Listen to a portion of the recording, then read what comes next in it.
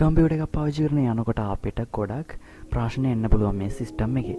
ඉතින් මෙතනදී සොෆ්ට්වෙයාර් ප්‍රශ්න වගේම හાર્ඩ්වෙයාර් ප්‍රශ්නත් එන්න පුළුවන්. ඉතින් අපි ගොඩක් දෙනෙක්ට එන ප්‍රශ්නයක් තමයි PC එකක මේ ඩිස්ප්ලේ එන්නේ නැති ගැටලුව. ඉතින් මෙතනදී ලැප්ටොප් එක පාවිච්චි කරන කෙනෙක්ට මේක කාලවල මේ දේවල් කරගන්න ටිකක් අමාරුයි. ඒනවා ඩෙස්ක්ටොප් එක පාවිච්චි කරන කෙනෙක්ට මේක හරියම ලේසියෙන් සරලව ගෙදර ඉඳලා කරගන්න පුළුවන්.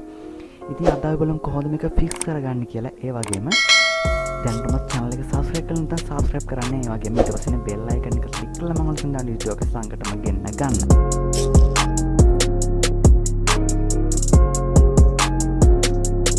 ඉතින් ඔයගොල්ලන්ට වෙනද මගේ සිස්ටම් එකේ PC එක ඔන්ලා තිබ්බට ඩිස්ප්ලේ මුකුත් එන්නේ නැහැ. ඉතින් මේක මෝඩරේ ප්‍රශ්නයක් නෙමෙයි. අපි බලමු මේක ෆික්ස් කරගන්න කොහොමද කියලා. ඉතින් මම ඉස්සෙල්ලාම මගේ PC එක shut down කරගත්තා. ඒ වගේම ඔයා back panel එකේ තියෙන ඔක්කොම cables ටික ගලව ගන්න. ඉතින් මම මේ විදිහට ගලව. ඉතින් අපි මුලින්ම බලා ගන්න ඕනි අපේ monitor එකේ ප්‍රශ්නයක්ද monitor VGA එකේ ප්‍රශ්නයක්ද කියලා. මේ දෙයට හේතුව ඉතින් සමහර ලාවට මේක වෙන්න පුළුවන් අපේ ගැටලුව. ඉතින් ඔයගොල්ලෝ VGA cable එක PC එකෙනුත් ගලවගෙන මේ විදිහට monitor එකනොත් දෙපැත්තේ තියෙන දෙක රිලීස් කරගෙන මේ විදිහට VGA cable එක ගලව ගන්න.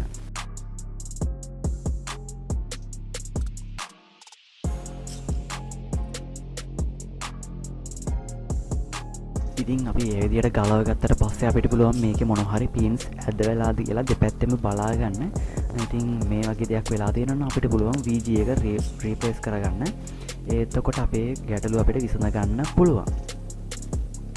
මම සමහර වෙලාවට VGA කේබල් එකේ වෙනුවට HDMI කේබල් එක පාවිච්චි කරනවා වෙන්න පුළුවන් බොහෝ විට. ඒකට මොකද HDMI කේබල් තමයි දැන් ගොඩක් පාවිච්චි කරන්නේ.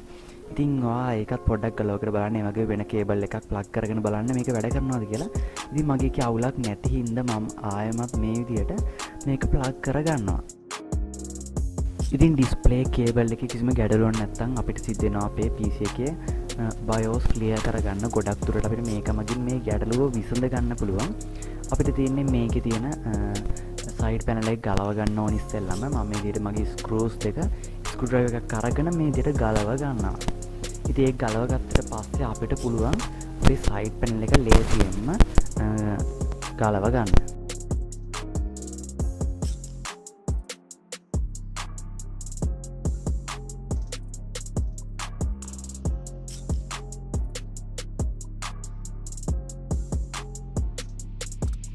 ඉතින් side panel එක ගලව ගත්තට පස්සේ අපිට ඇතුළේ මේ වගේම බලා ගන්න පුළුවන්. ඒ වගේම අපිට ඇතුළේ ඕනිම දෙයක් දැන් කරගන්න පුළුවන්.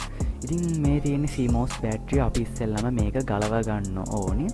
ඉතින් ගොඩක් පාරණ motherboard වල නම් අපිට CMOS jump එකක් මේ වගේ මේ තියෙන CMOS jump එක ඒක බලා ගන්න හම්බෙන්නේ නැහැ. ඒකට අපිට CMOS බැටරිය ගලවලා විතරයි CMOS clear කරගන්න වෙන්නේ.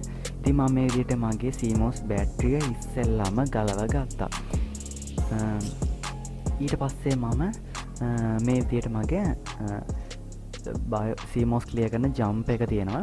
ඉතින් අපි ඒක ගලව ගන්න ඕනි. ඉස්සෙල්ලා මේකේ pin 3ක් තියෙනවා. ඕගලන්ට පේන්නේ නැතුව සමහරවිට ඔයාලගේ motherboard එකේ බලන්න pin 3ක් තියෙනවා. ඉතින් අපිට කරන්න තියෙන්නේ ඒක ගලවලා අරගෙන ආයෙමත් ඒක ගහන්න ඕනි. ඒක ගහලා තිබෙන්නේ නැති අනිත් pin දෙකට. එතකොට කලින් pin එක අතෑරලා අනිත් pin දෙකට ගහන්න ඕනි. pin දෙකයි මේක ගහන්න තියෙන්නේ. pin 3ක් තියෙනවා motherboard. හරි, ඉතින් ඒක කරගත්තට පස්සේ අපිට තියෙන්නේ අපේ CMOS බැටරි එක ආපහු දාගන්න අපේ motherboard එකට. ඉතින් බැටරිය බැහැලා නම් ඔයාලා අලුත් බැටරියක් අනිවාර්යයෙන්ම දාගන්න ඕනේ. මොකද නැත්නම් අපේ BIOS save වෙන්නේ නැහැ. ඉතින් අපිට දැන් පුළුවන් අපේ PC එක ටෙස්ට් කරලා බලන්න අපේ side panel එක වහගන්න. ඉතින් මම මේ විදිහට මගේ side panel එක වහගන්නවා. ඉතින් BIOS reset කරන CMOS clear කරන step එකේදී මගේ PC එකේ ප්‍රශ්නේ විසඳුණා. ඔයගලන්ට පේන්නේ නැති මගේ CMOS reset වෙලා තියෙන. අපිට පුළුවන් ආයමත් CMOS ටික ගිහිල්ලා හරිය date වගේ time එක ටික වෙනස් කරලා අපි PC එක on කරගන්න. ඉතින් ඔයාගේ PC එක මේ step එකේදී හරිය ගියේ නැත්නම් අපි බලමු මගේ අන්තිම step එකත් කරගෙන. ඉතින් මම මේ විදිහට මගේ PC එක off කරගන්නවා. ඉතින් මම ආයමත් ගලව ගන්නවා මගේ side panel එක PC එකේ මේ විදිහට. ඉතින් මෙතනදී අපිට කරන්න තියෙන්නේ අපේ RAM දෙක ගලව ගන්න ඕනේ. RAM දෙක නෙමෙයි ඕගලන්ගේ එක RAM එකක් වෙන්නත් පුළුවන්, තනි ස්ටික් එකක් වෙන්නත් පුළුවන්. ඉතින් මේ විදිහට මෙතන තියෙන lock දෙක ගලවගෙන අපිට පුළුවන් මේ විදිහට අපේ RAM එක රිලීස් කරගන්න මේ lock එකෙන්. ඉතින් ඊළඟට මම වගේ අනිත් ඊළඟ දෙවැනි RAM ස්ටික් එකත් මේ විදියට මේකෙන් රිලීස් කරගන්නවා. ඉතින් මෙතනදී අපිට කරන්න තියෙන්නේ අපේ RAM එකේ ඔයගලන්ට පේන දේ වෙන රත්තරන් පාට වගේ තියෙන මේ වගේ RAM එක මදර්බෝඩ් එකට සෙට් වෙන කෑල්ල මොකක් හරි රෙදි කෑල්ලක් මෙන්න මේ වගේ රෙදි කෑල්ලක් අරගෙන හොඳට මැද ගන්න ඕනි. කියන්නේ අතුල්ල ගන්න ඕනි පොඩ්ඩක්. මේ විදියට අපිට පුළුවන් මේ විදියට මේක කරගන්න.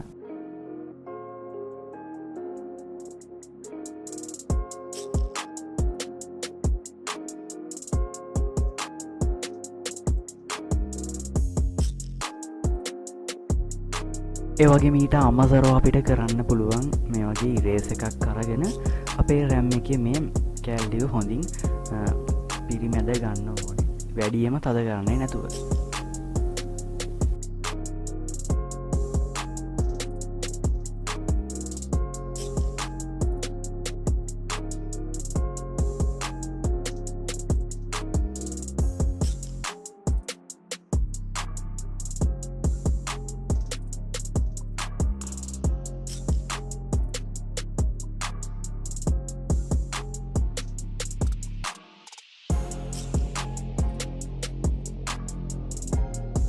ඉතින් ඒ විදිහට අපේ RAM දෙක ක්ලියර් කරගත්තට පස්සේ අපිට පුළුවන් අපේ RAM ස්ටික් එක අපේ මදර්බෝඩ් එකට මවුන්ට් කරගන්න මෙන්න මේ විදිහට. ඉතින් ඕගොල්ලෝ මේ කරන්න තියෙන්නේ RAM එක මේකට තියලා හොඳින් මැදට තද කරන එක විතර. එතකොට නිකම්ම මේක ලොක් වෙනවා.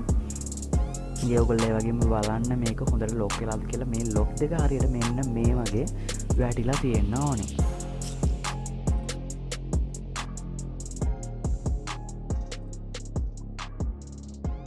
ඉතින් ඕගොල්ලෝ මේ විදිහට RAM ස්ටික් දෙක මේකට මවුන්ට් කරගෙන ආපහු පාරක් චෙක් කරලා බලන්න හරියටම මවුන්ට් වෙලාද කියලා.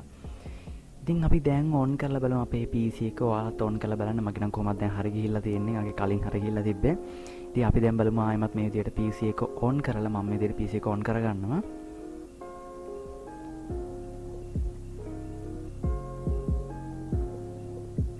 ඉතින් ඕගොල්ලන්ට පේනවා තාමත් මගේ තියෙනවා CMOS හදන්න කියලා. මොකද මම කලින් ඒක හදන්න ගියේ නැහැ. මම නිකන් ඕෆ් කරලා දැම්ම PC එක. අපිට තියෙන්නේ F1 හරි ඕගොල්ලන්ගේ BIOS key එක press කරලා මේ විදියට CMOS settings වලට ගිහිල්ලා date and time එක හරියට වෙලාවට හදා ගන්න. ඉතින් මේ දේවල් ටික කරගත්තට පස්සේ අපිට තියෙන අපේ BIOS save කරන key එක press කරලා මේ විදිහට BIOS save කරගන්න. ඉතින් එහෙම එක save කරගත්තට පස්සේ අපේ PC එක සාමාන්‍ය විදියට ඔන් වෙනවා. ඉතින් අපිට මං කලින් කිව්වා වගේ ලැප්ටොප් එකක නම් මේ දේවල් ටික කරගන්න ටිකක් අමාරුයි. ඒ වුණත් අපිට ඩෙස්ක්ටොප් PC එකක මේ දේවල් ටික ලේසියෙන්ම කරලා මේ වගේ ගැටලුව ලේසියෙන්ම ෆික්ස් කරගන්න පුළුවන්. ඉතින් ඕගොල්ලන්ට පේන්නේ නැති මගේ PC එක සාමාන්‍ය විදියටම ඔන් වුණා. ඉතින් අද වීඩියෝ එක ගැන මොකද හිතන්නේ පල්ලෙහෙන් කමෙන්ට් එකක් දාන්න. ඒ වගේම තවත් මේ වගේ වීඩියෝස් ඕනේ නම් පල්ලෙහෙන් කමෙන්ට් එකක් දාන්න. ඒ වගේම පල්ලෙහාන් නිකන් තියෙන ලයික් බටන් එක ක්ලික් කරන් යන්න අමතක කරන්න එපා.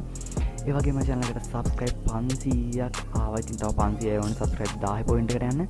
ඉතින් දැම්ම channel එක subscribe කරන්න කියලා කියනවා. ඉතින් මගේ මෙන්න මේ RGB mouse වීඩියෝ එක බැලුවේ නැත්නම් දැන් මුඩ වෙන කාඩ් එකෙන් කියලා බලන්න. ඒ වගේම මං අලුතෙන් දාන මේ වගේ වීඩියෝස් බලන්න subscribe button එකට අපේ තියෙන bell icon එකෙන් all දාලා තියාගන්න. එහෙනම් අපි අදට ආවම තවත් මේ වගේ අලුත් වීඩියෝ එකක් සමගින්